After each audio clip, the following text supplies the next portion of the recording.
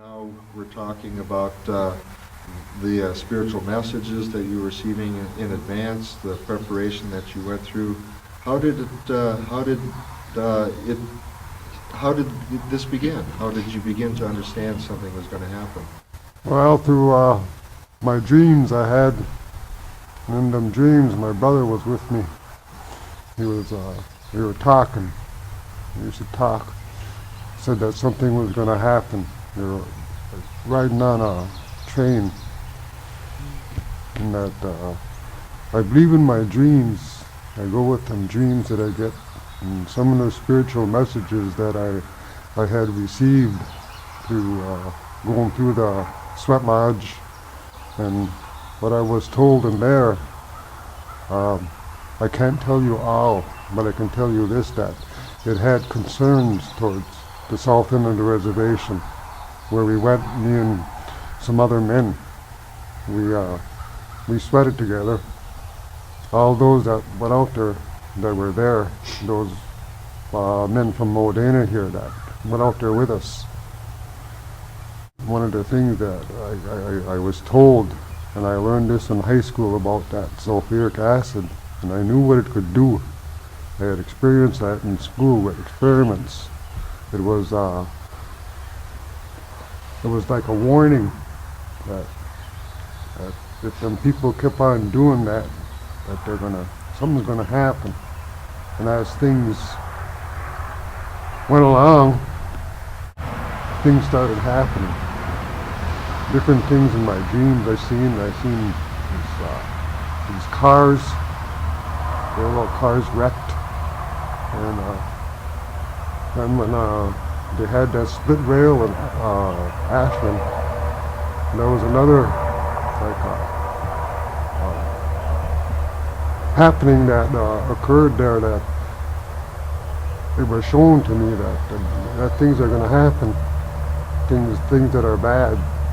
And through the news and all that, I heard that they had them train wrecks down there with some cars, some sulfuric acid cars blew up or flipped over on their sides like that.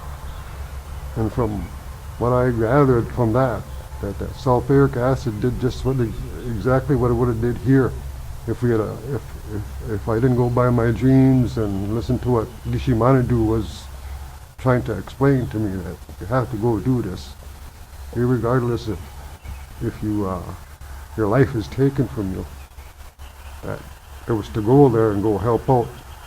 And when I explained some of what was going on with me to my brother here, he was in the same mind as me, that we have to go out there and do that because our own tribal government couldn't do nothing about it. So men like Butch, my brother here, and other men from the reservation that were out there with us, we had to think about our people. We had to think about those trees we look at every day, because that's all life. And I had to promise Gishimanadu that if it come down to that I would give my life, readily give it. And I said, okay, go out there. We listened to what our elders told us to. We asked. We also talked to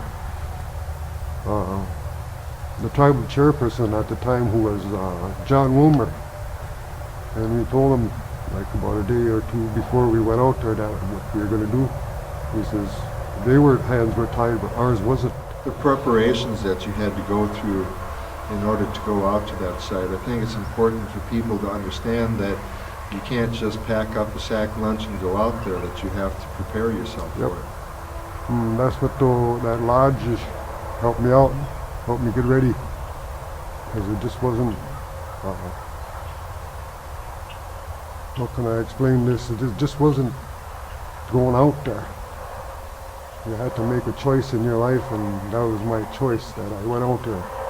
I had to go help my people somehow, because I got told that by my great-grandmother when she was alive. She says, you're going to do something one of these days, but not to be afraid. They really can't hurt you. And with the help of that lodge and those spirits that come into that lodge with us, that's what gave me the spiritual part of my strength to go out there. That we began to gather in the sweat lodge and pray and talk about